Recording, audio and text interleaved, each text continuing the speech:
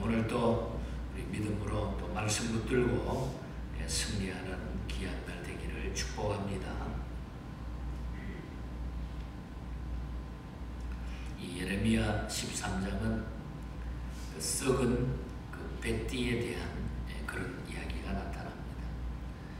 전 후반부로 우리 생각을 해보면 전반부는 그 유다 백성에게 썩은 뱃띠와 포도주 가죽 부대의 비유로서 경고하는 그런 메시지가 나타납니다.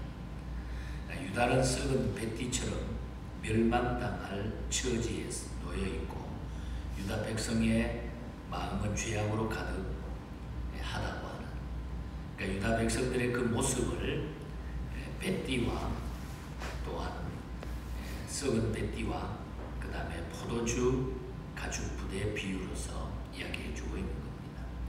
그리고 후반부에 가서는 무지와 교만에 빠진 지도자들과 왕을 향한 경고의 메시지가 마지막 부분에 나타나는 거죠. 그러니까 온 백성에 대한 경고의 메시지, 그리고 지도자들에 대한 경고의 메시지가 나타나고 있다는 것입니다. 우리는 살다가 보면은 좋지 못한 일이 생기면은 어찌하여 이런 일이 내게 생겼는가? 왜 나한테 이런 일이 임했는가? 내게 왜 이런 일이 생겼는가? 라면서 하나님께 원망조로 우리가 질문을 할 때가 있습니다. 우리 사람들은 이스라엘과 유다 백성들도 똑같았어요. 적군이 자기들의 땅을 점령했을 때에 이렇게 똑같이 하나님께 물었습니다. 우리가 22절을 읽지 않았는데 22절을 그렇게 말하죠.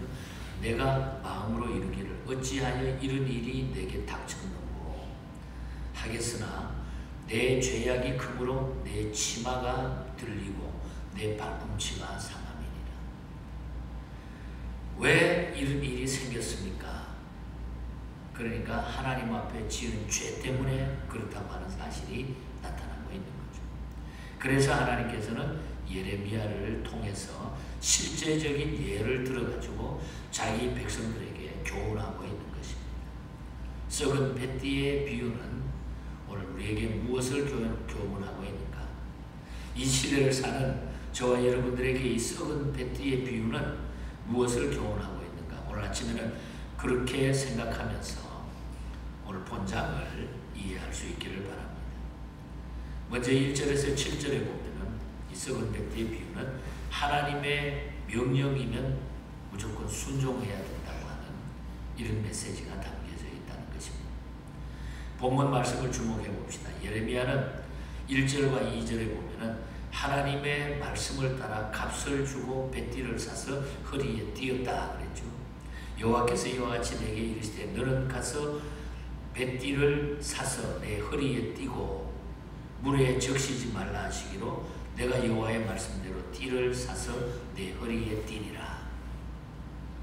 그리고 또 하나님의 말씀을 따라서 허리에 띈 그 띠를 가지고 유브라데로 가서 그것을 바위 틈 물가에 감추고 3절과 5절에서 그러죠. 또 하나님의 말씀을 따라서 유브라데로 가서 감추었던 곳을 다시 파가지고 썩어 있는 띠를 취했다. 여기에 뱃띠는 유다 백성을 의미한다는 것입니다. 예레미야는 하나님의 말씀이 무슨 의미인지도 알지 못했지만은 하나님께서 말씀하실 때마다 즉각 이대로 순종했다는, 뱃띠를 메고 가라, 유브라데로 가라, 땅에 묻어라, 이렇게 할 때마다 뭐 의심도 생겼겠지만은 이 말씀 그대로 예레미야가 순종했다는 것입니다. 우리 그리스도인은 말씀을 대할 때에 중요한 것은 하나님께서 말씀해 주시도록 우리가 기도하는 게 중요하다. 오늘 본문을 보면은 하나님께서는 자기 백성에게 얼마나 간결하면서도 분명하게 말씀하는지를 우리가 알 수가 있잖아요. 1절에 보면 그러잖아요. 여호와께서 이같이 내게 이르시되, 그렇죠? 또 3절에 가서 보면은 뭐랍니까? 여호와의 말씀이 다시 내게 임하여 이르시되, 또 6절에도 보면은 어느 날 여러 날 후에 여호와께서 내게 이르시되, 그러니까 하나님의 말씀을 아주 분명하게 이야기해 준다는 거죠. 우리는 하나님의 말씀을 읽을 때나 공부할 때나 들을 때에 하나님께서 친히 깨닫게 해 주시도록 우리가 기도해야 된다. 여기에다가 뭐 자꾸 여러 가지 갖다 붙이지 말고 이 말씀을 내가 그대로 깨달을 수 있는 지혜를 달라고 기도해야 된다. 또한 듣고 순종할 준비가 우리가 돼야 된다. 어떤 이야기든지 하나님이 우리에게 주신 말씀은 그대로 내가 믿고 순종하면서 구해야 된다. 그래서 예레미야는 하나님의 명령이면 순종해야 된다고 하는 썩은 뱃띠에 비유해서 우리에게 교훈을 먼저 주십니다. 그 다음에 8절부터 11절까지 내용을 보면은 하나님께 속해 있어야 된다. 우리가 하나님께 속해 있어야 된다. 뱃띠에 비유. 하나님께서 이스라엘과 유다의 교만을 뱃띠가 썩음 같게 하시겠다 그랬잖아요. 특별히 그 9절에 보면 여호와께서 이와 같이 말씀하시니라. 내가 유다의 교만과 예루살렘의 큰 교만을 이같이 썩게 하리라. 원래 하나님께서 예레미야에게 뱃띠를 허리에 띠라고 하신 것은 당신의 백성을 가장 친근한 관계에 두시려는 의도입니다. 우리가 허리에 띠를 띈다고 우리 남자들이 그 혁대 같은 거는 이건 힘을 받기 위해서 우리가 띠는 거예요. 이게 허리에 띠가 없으면 우리 힘을 못 써요.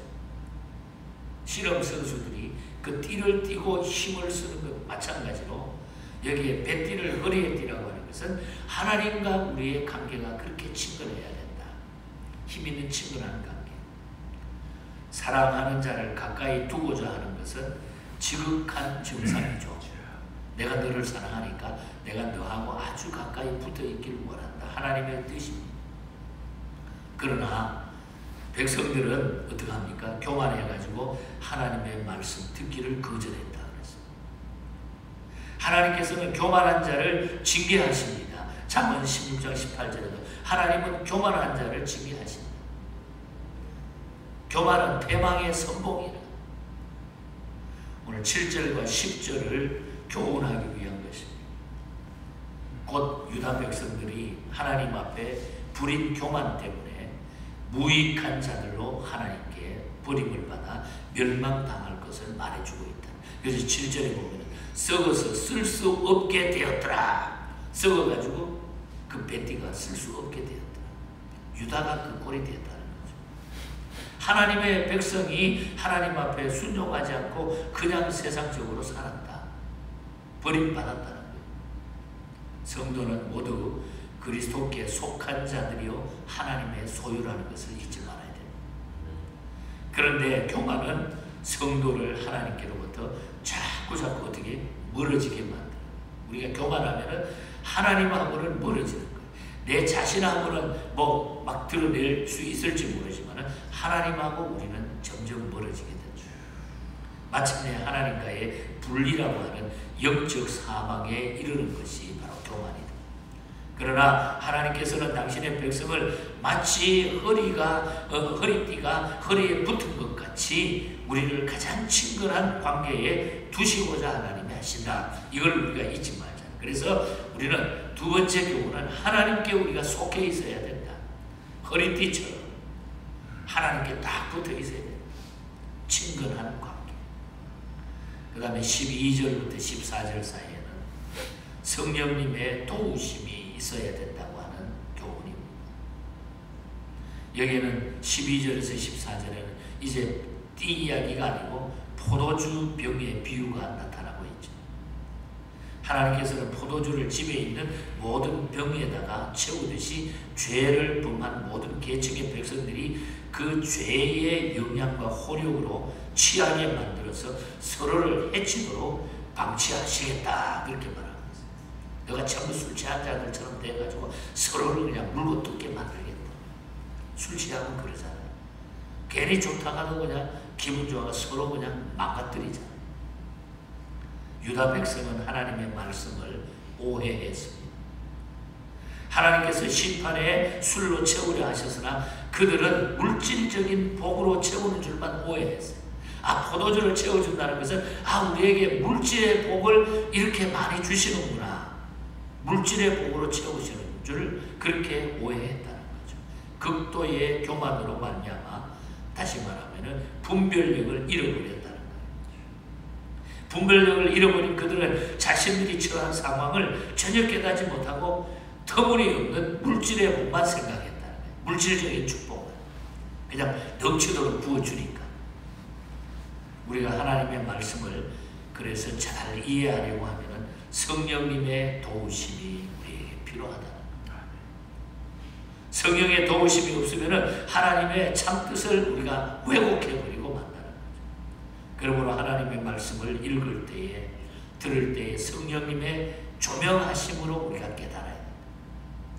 성령님의 도우심이 항상 우리에게는 필요합니다. 끝으로 15절부터 27절까지는 결론 부분. 죄를 자복해야 된다는 결론.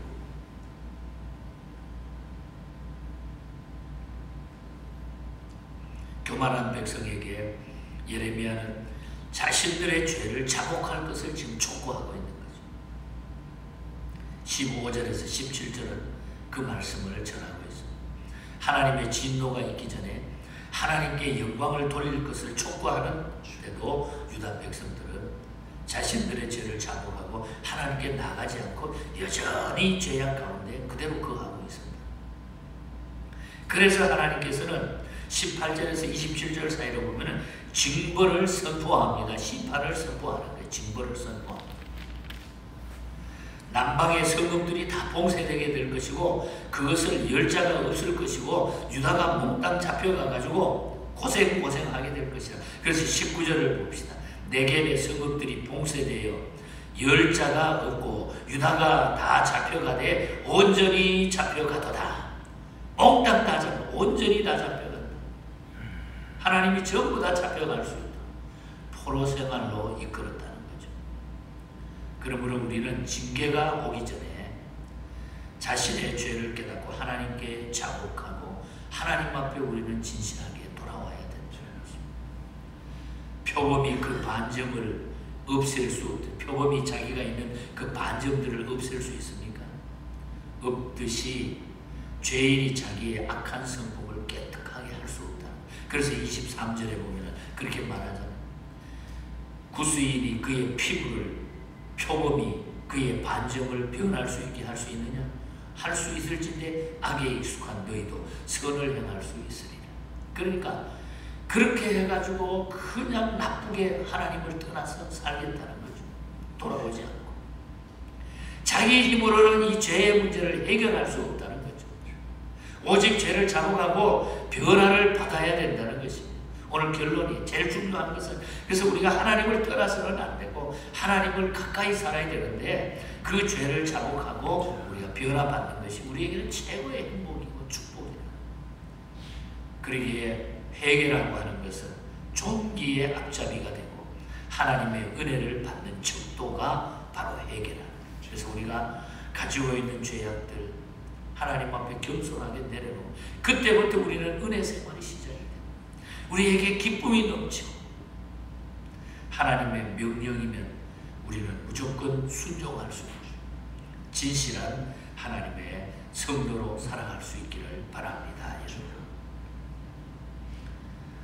오늘 아침 찬송을 못 불렀습니다만은 우리 스왈론 목사님이 우리 한국 선교사로 가가지고 48년 계시면서 우리 한국 사람을 보니까 막 성품도 좋고 우리 백이민족이라고 그래가지고 그 당시만 해도 너무 사람들이 좋은데 이거 앞에서는 막 그런데 뒤로 가서는 나쁜 짓을 너무 많이 하더라고요. 그래서 이 사람들이 예수 믿고 죄만 얘기하면은 예수만 잘 믿게 되면 우리 대한민국이 아주 놀라운 나라가 되겠다. 그래서 미국 북장로교회에서 파송이 돼가지고 1892년에 한국에 와가지고 평양을 중심으로 48년간 우리나라 들어와서 봉사를 합니다. 윌리엄 스왈론 목사. 그래서 주님을 잘 섬기라 이런 제목으로 내 죄를 회개하고 주 예수를 믿으니 내 주를 사랑하며 잘 섬기리로다. 4절에 보면 주님의 능력 크사 날 도와주시니 내 본분 다하여서 주 섬기리로다. 내 직분 감당하고 저 천국 올라가 내 주를 길이길이 잘 섬기리로다. 나 어디 가든지 무엇하든지 주 예수 위하여 진실하리라. 하나님 앞에 우리가 모든 것을 내려놓고 회개하고 진실하게 서게 되면은 하나님이 우리를 인도해 주시고 우리의 길을 예배해 주신다. 초창기에 이 찬송으로 말미암아 우리 한국에 처음 예수 믿는 사람들이 눈물을 흘리면서 그러니까 막 예배를 드리고 부흥회를 하면 3시간, 4시간 그냥 앉아서 한국교회가 회개운동이 일어나. 평양 부흥운동이 그때 일어나기 시작. 이런 역사가 바로 이런 선교사들을 통해 가지고 그 영향을 받았다. 우리 기독교는 그래서 회개의 종교라는 거죠. 아무리 잘못했더라도 우리 하나님 앞에 솔직하게 내려놓고 회개하게 될 때 하나님은 우리에게 놀라운 기쁨과 감격을 주신다. 오늘 아침에 이 주신 말씀이 우리 기독교 복음의 아주 기초적인 기본적인 가장 중요한 메시지. 썩은 배때의 비유, 넘치는 포도주의 비유. 그냥 우리가 물질의 축복만 기대하는 것이 아니라 회개하는 자에게 진정한 하나님의 축복은 임하게 된다. 이 믿음으로 저와 여러분들이 남은 생에 승리하시기를 축복합니다. 하나님 아버지 감사합니다. 부족하지만은 늘 말씀 붙들고 살게 하시고 부족하지만은 하나님의 백성으로 실패하지 않고 넘어지지 않도록 지금까지 붙잡아 주신 것 감사합니다. 하나님 진실하게 주의 백성으로 끝까지 하나님 앞에 쓸 때까지 실패하지 않는 우리 모두가 되게 하여 주시옵소서. 우리 예언교회 모든 성도들의 가정에 모든 신명 위에 이런 놀라운 복을 하나님 넘치도록 부어 주시옵소서. 언제나 하나님 앞에 진실하게 살게 해주시고 주님의 십자가를 바라보며 늘 우리는 기쁨과 감격으로 이 세상을 이기게 하여 주시옵소서. 오늘 하루도 우리 성도들 이 믿음으로 곳곳에 지켜주시고 특별히 이제 한 해를 마지막 보내면서 이 연말에 계획하고 돌아볼 모든 일 위에 우리 하나님의 은혜가 넘치게 해주시며 자신을 돌아보고 더 하나님 앞에 감사할 수 있는 시간들이 되게 하여 주시옵소서. 거룩하신 예수님 이름으로 기도하옵나이다. 아멘.